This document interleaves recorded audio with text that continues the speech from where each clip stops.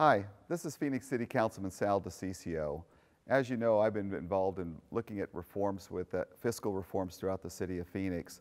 One of the most important fiscal reforms we're going to be looking at and talking about today is pension reform. You've heard a lot of talk about it, you've been reading about it in the newspaper. I've got with me a guest, a national organization called the Reason Foundation with Len Gilroy that we're going to be talking about. But let me lay out just some of the basic things that are involved and why the system right now is unsustainable. My office just completed a report talking about the top 50 pensioners, the ones that have already retired. Those 50 pensioners are going to cost taxpayers, you, your family, your friends, everybody that live in the city of Phoenix, $183 million by the time that they are 75. You heard it correctly. 50 individuals are going to cost taxpayers $183 million by the time that they reach 75. And let me give you just a couple factual information, and some of this was in the Arizona Republic. We had 3 firefighters retire in 2011, and they walked away with a payout at retirement of over $1 million in cash. $1 million in cash in a payout. Then they started their pensions of over $114,000 a year. Matter of fact, we had one individual, and you've heard about pension spiking. I'm going to cover with you what that means and how it gets there. But we had one individual, one person at the City of Phoenix retire in 2011. He was able to spike his pension from $96,000 a year to $136,000 a year for life. And if anything happens to him, then his spouse gets taken care of as well. But he also walked away with over $1 million in cash payout at retirement. So essentially we have an unsustainable system that doesn't work. If you look at it, and most of you, if you use the library, which I encourage you to do, especially for your family and your kids, my children do, they love it. But the head librarian at the City of Phoenix, when she retired at the age of 58, she walked away with $286,000 in cash and then started a pension of $102,000 a year for life. It's an unsustainable system. The City of Phoenix, last year, you've heard us talk about the budget crisis that we were in, that $38 million hole that we were in at the City of Phoenix. It meant less and less service are coming to you, even though the City of Phoenix this year will receive more money in its history. That's right. The City of Phoenix is going to be getting more revenue this year than it ever has in the history of the City of Phoenix. It's because the pension costs keep eating up more and more and more. So that means they need to take more and more out of your pocket to pay for that, or you have to find ways to cut services, right? You saw some of that in the last couple of years. Or you can reform the pension system. And that's what we're here to talk about. My guest is Len Gilroy, the Reason Foundation. Tell us a little bit about your organization. You're a national organization. You look at financial and fiscal accountability in different levels of government, and you've been looking at the pension system. Tell us a little bit about yourself and then what you found so far. All right, well, thank you for having me. Reason Foundation, the organization I work for, is a nonprofit national think tank. We look to find free market solutions to public policy and fiscal problems across a lot of different areas like environment, education, transportation, public-private partnerships, infrastructure, that sort of thing. And pension reform is one of those major fiscal issues that we've been looking at for years now and have sort of ramped up a national project where we're trying to do research and education on this subject. Because, as you've described here with the City of Phoenix, public sector pension systems across the country, not all of them, but many of them are really facing an unsustainable trajectory for several different reasons. The way that these work is you typically have governments essentially putting money in to pension systems and guaranteeing the beneficiaries a particular rate of return, something that most folks in the private sector don't really get. They sort of invest their money and they'll get the returns that they get depending on what the markets will bear. But in the public pension, what we call defined benefit pensions, taxpayers will bear the risks if those things don't pan out, and that's what we're starting to see.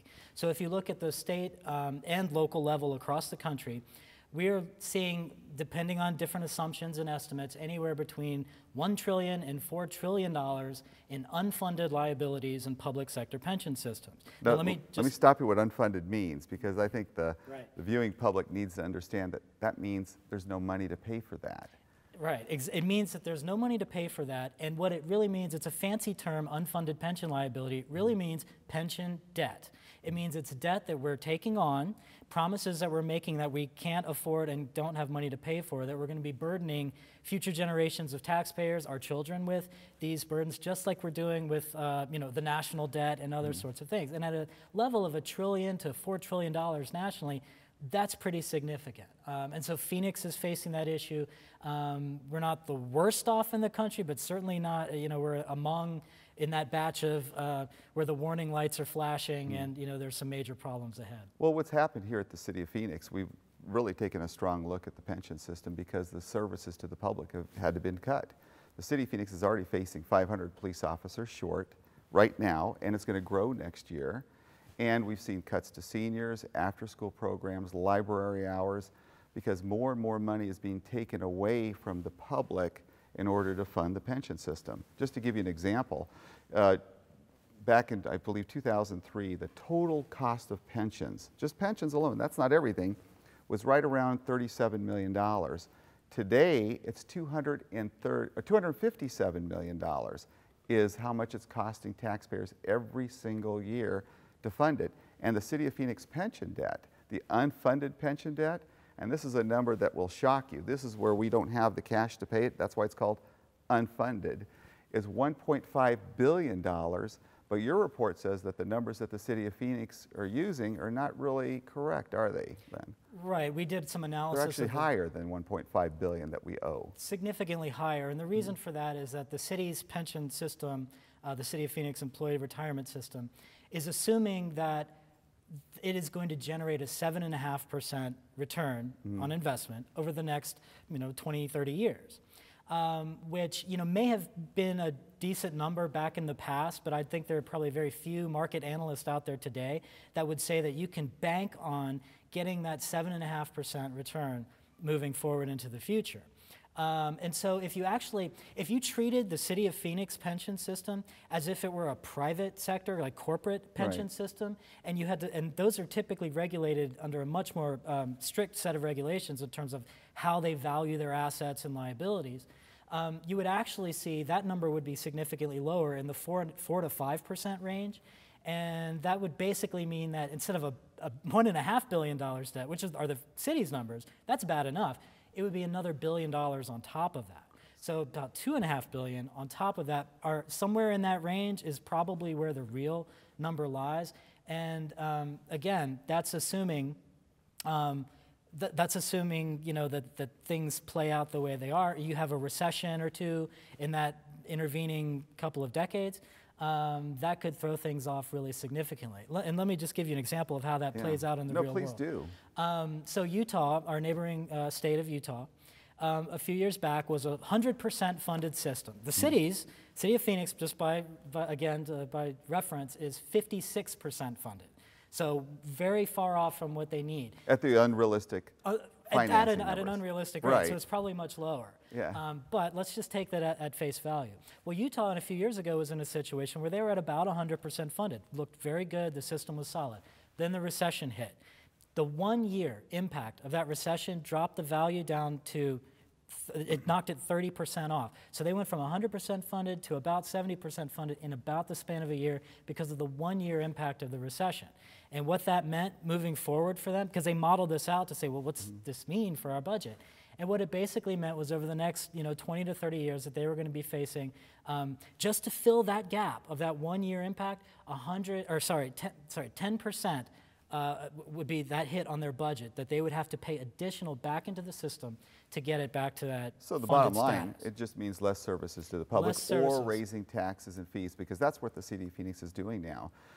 We just saw that with the mountain trails, where they wanted to put meters out there in order to start charging people to go into the city parks. That's never happened in the history of the City of Phoenix, but they're literally bent. There's a directive given out to every member, every department head to go out there and find ways to increase revenues. Well, in their mind, is what can we do to raise taxes and fees, and then that is the trajectory. So it's going to cost taxpayers more and more money unless it gets fixed, unless the pension system gets fixed. I mean, that's the bottom line. Absolutely, and you have the crowding out effect of other services that citizens have come to expect. Yeah. In San Diego, for instance, which is a city that did reform its pension system multiple times over the last decade or so, they've had multiple waves of reform. It takes multiple steps sometimes. It takes many steps oftentimes because the problem didn't accrue overnight. You know, there's not a one magic bullet solution, so to speak. It takes multiple waves. But one of the things that they found that when their pension system was so out of control and it was consuming such a big share of their budget, that they were having to close community centers, cut library hours, browning out fire stations. I mean, that's literally what was happening in San Diego and sort of lit the fire for reform there. And so that's really starting to happen at places across the country, including Phoenix. But it also impacts the employees, too. If you look at what's happening, you know, they become less and less sure that they're going to have a sustainable system to be able to pay them in the future. Regardless of what people are saying that, yeah, we'll ride this out. If you're ready to retire now, you've got a good chance you're going to be retired probably for the next 20, 30 years. There's no saying that that system's going to be sustainable in the next 20 or 30 years. And quite frankly, I don't believe that it is. No, and the numbers bear that out. That's absolutely right. And another thing that it does is it really inhibits your ability to recruit and retain people for the future, because governments have lots of churn, lots of attrition. And so the more that you're paying to pensions, not only are you sort of crowding out other services, you're also inhibiting your ability to bring competitive pay to the table to attract the talent that you want for the future. Right. And you're also basically asking the younger generation of millennials, these are the future people that are going to be working for the city, you're essentially asking them to step into a system with an archaic retirement system that doesn't match the mobile society that they're used to. These people, we've done polling and we've looked at data nationally that shows that by the time people are 30, they've typically hit between 5 to 8 different jobs. This is the defined benefit, the old pension systems that cities are still holding on to are a relic of the past when you look at what the future workforce is really wanting. They want portable benefits, which a 401k style system gives you. You take the benefit with you as you move throughout different careers. And they want something that gives them more control and really matches their more mobile lifestyle. Well, what I want to do too is I want to start touching on what we think are potential solutions to make this thing work and go through some of the numbers of your report. Sure. But before we get into that, just to give the viewers a perspective of how bad our unfunded pension debt is. When you look at the city of Detroit, their unfunded pension debt that brought them down was around $3.6 billion. With the city of Phoenix pension debt, if you include the public safety, you include all of it in there, you're going to be nearing over $3 billion. We're not that far off. What's lucky for the city of Phoenix is we're still in a growing economy. If we were in a stagnant economy, we would be feeling this pinch even harder, and we already do. I mean, how can you think about this? How can you have more revenue, the highest revenue year ever in your history, and still look at having another major deficit next year and cutting services to the public or raising taxes and fees on them? It doesn't work.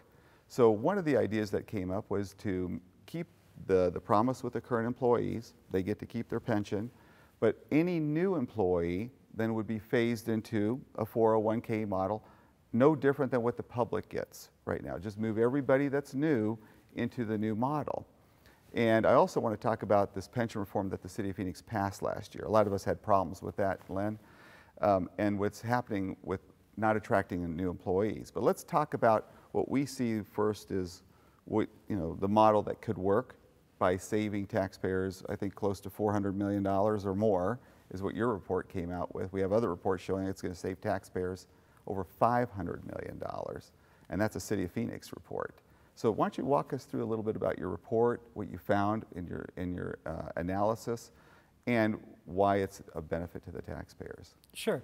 Well, over the summer we released an actuarial analysis of a reform that's proposed that's going to be on the ballot that would do a few different things. It would move, as you said, all new employees into a 401k system. I would allow current employees to shift into that system if they so chose, but it didn't. It leaves the current system there if they don't want to change anything.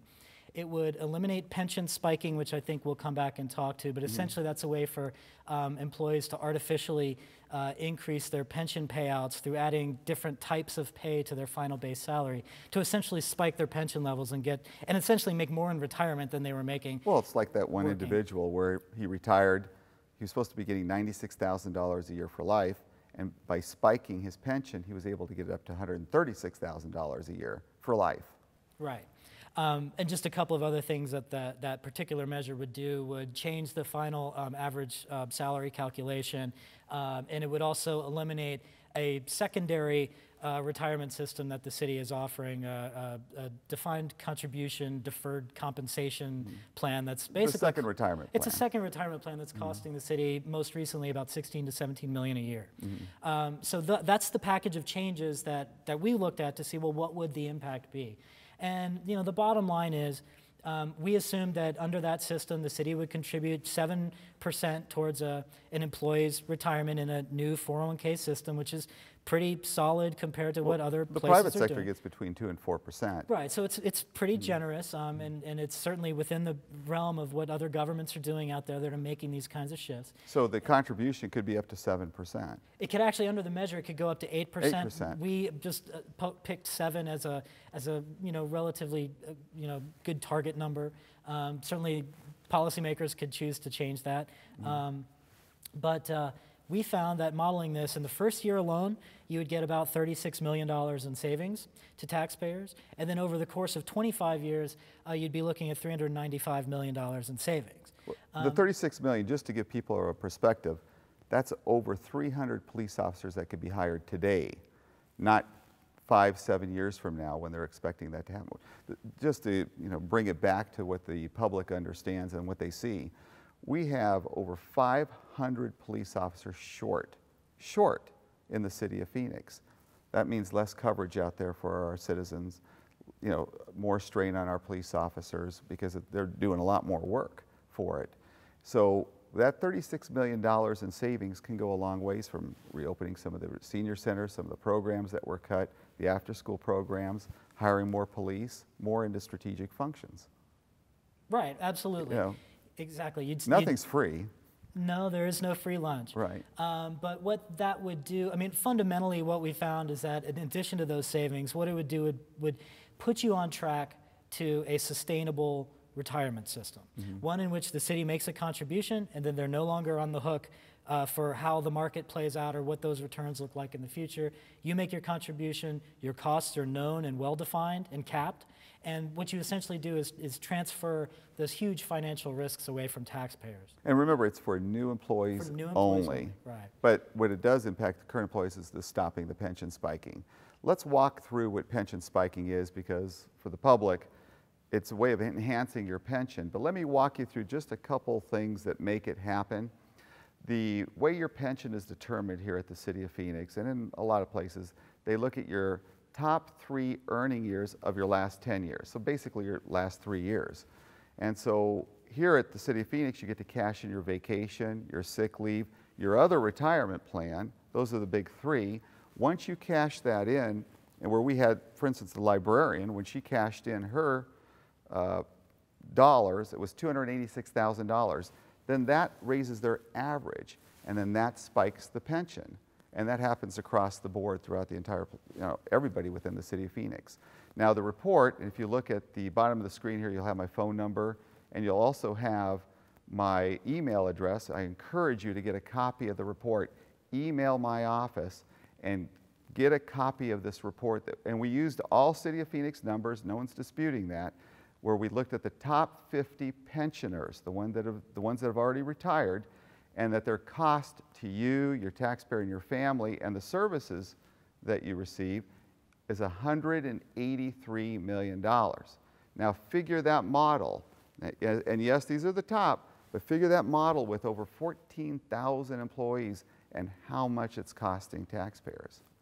Right, and just to go back to the pension spiking point alone, last fall the Arizona Republic did an analysis, and they found that they estimated that pension spiking was costing Phoenix taxpayers about $12 million a year. Well, they were wrong. The number's $19 million a year in the report that the City of Phoenix just completed. So now I have to kid about this a little bit because you've heard, even in the media, people are saying, well, this ends pension spiking. It didn't. Matter of fact, it cost taxpayers this year alone, when we're facing that $38 million deficit, just for the spiking part, $19 million was the cost of the taxpayers. So it didn't stop anything. All it did was take out some of the uniform allowances and things like that, but so it really didn't stop it. Right, and that's one of the reforms that we're seeing nationally. There are a menu of options of how policymakers can start to address pension reform. Pension spiking is one of those that is a constant refrain. We constantly hear about this. This is a big issue in California, where there's a massively unsustainable pension systems there. Big issue in San Diego, which did go through this issue and is really one of the bright spots nationally in terms of recent leaders on this front. That was an ugly fight, too. I remember they went after the people personally. They attacked them. They called them names. It was a very ugly fight. I remember the city councilman from there was Carl DeMaio. I got to know him because I was kind of curious as to how he was doing it, and it was just an ugly fight. They were throwing everything at him, including the kitchen sink, Right. And he came out very wounded from that, but he was able to put in place a sustainable pension system, similar to what some of the things we're looking at and talking about here. Right, it's very, very similar. And that's really, they've become a template for a lot of different places. A lot of folks look to San Diego, also San Jose, right, as places that have successfully navigated this process. Now, I will say, I've heard, one of the best descriptions I've heard of this is that you have to treat this kind of pension issue as almost like an oil spill. And the first thing you do in an oil spill is you have to cap the spill, right? Okay, so like a water leak. You got to cap it. Right, you have to cap the spill. And so that's what these sorts of reforms that we're talking about are aimed to doing, shifting people to a 401k style system, pension spiking and those sorts of issues. Addressing those, that's capping the spill. You still have the issue of you've got that debt out there. You've got unfunded liabilities that you're going to have to pay for. So there's really no free lunch here. There's multiple sort of parameters that have to be addressed here to really get back to a sustainable system. And really you need to pay off that debt as soon as possible. And the sooner you pay it off, the less money. It's just like, I hate to make it analogous to a mortgage because we're talking about an asset, they're different things, but use a credit card, yeah, a bad credit card. Right, I mean, if you pay off credit card debt sooner, you're going to pay less debt overall. And so one of the things that we modeled in our analysis, what we assumed, generating those savings that I was talking about, 36 million in the first year, 395 over the first 25 years, we assumed that the city would take the savings that it was generating and plow those back into paying down that unfunded liability to help pay that off sooner. So you'd get the savings and you'd put it back to not only lower costs today, but reduce the cost of debt and reduce those debts over time. You're talking about fiscal accountability that you see in many places within the private sector, and basically how people run their own homes. If they don't pay off the debt, that debt continues to grow, and that's what's happening with our pension system. What we're talking about today, in case you just tuned in, is the pension problem at the City of Phoenix and the significance of the pension problem to you and your family. We went through, my office completed a study based with all City of Phoenix numbers, and I encourage you to get a copy of that. We looked at the top 50 pensioners at the City of Phoenix, the top 50, and their cost to you and your family by the time that they are 75 is going to be $183 million. The pension costs at the City of Phoenix went from $37 million a year to $257 million a year in just 10 years. And that's going to continue to grow. The City of Phoenix is facing another budget crisis next year, but here's something that you're not being told by pretty much anybody, that the City of Phoenix is going to be receiving more revenue in its history next year, and it's still looking at a budget deficit. Matter of fact, there are only two cities in the Valley that are looking at any problems right now, and that's Phoenix and Glendale. And we all know what's happened with Glendale. And that the unfunded pension debt, the lowest unfunded, is right around $1.5 billion, but it's really closer to $2.5 billion of unfunded pension debt, which is like a bad credit card, is what we were just talking about. If you allow your credit card debt to continue to grow and grow and grow, pretty soon you're going to be looking at bankruptcy at some point. So likewise, there's a strong movement right now to reform pensions, reform, and put the city of Phoenix on a fiscal path that makes it sustainable so that you and your family are protected. We have enough police officers on the street. We have enough after-school programs to make sure kids are out there instead of, hanging out on a street corner, they're at the schoolhouse, and our libraries. And matter of fact, I want to bring this up again. The City of Phoenix librarian, when she retired at the age of 58, she walked away with over $286,000 in cash at retirement, and then was able to receive a pension of $102,000 a year for life. We had 3 individuals in 2011, 3, walk away with over $1 million in cash as a payout at retirement, and then they were able to get over $114,000 a year in pension. Yes, that's right. They get a payout and they got a pension. Where we had one person, he was able to spike his pension from $96,000 a year to $136,000 a year for life, and received over $1 million in cash at retirement. It's an unsustainable system is what it is. It doesn't work. Right, and I think you mentioned earlier, you mentioned Detroit. Detroit had many problems. Pensions were one of them. Mm-hmm. But I think it does show you that the ultimate trajectory gets pretty bleak. Mm-hmm. Detroit, San Bernardino, California, both of which declared bankruptcy, pensions were an issue. Right. Central Falls, Rhode Island is one that few people know about, but that was another bankruptcy situation. And what happened there? The pensioners got a 45% haircut, meaning what their pension benefits were expected to be in the bankruptcy, they got shaved by almost half. Everybody loses under that model. Right. I want to thank the viewers for listening in on this. You had a lot of numbers come at you, a lot of facts that came at you. This is a critical and it's an important issue that's going to impact you and your family. If we do not fix the City of Phoenix's pension problem and put us on a path of fiscal sustainability, you're going to see less and less services for you and your family. You're going to see less police officers on our streets, and you're going to also be looking at higher taxes on what you're already paying for the fees. And we already saw that this year when the City of Phoenix went out and wanted to start charging people just to go use the parks. So please be attuned to what's going on. Send this video to your friends, your neighbors, everybody that you can. Contact my office and get a copy of the top 50 pensioners for yourself. These are City of Phoenix numbers. Thank you for listening in. Thank you for your involvement, and thank you for everything that you do. My best to you and your family. I'm Councilman Sal DiCiccio. This is my guest, Len Gilroy of the Reason Foundation. Thank you.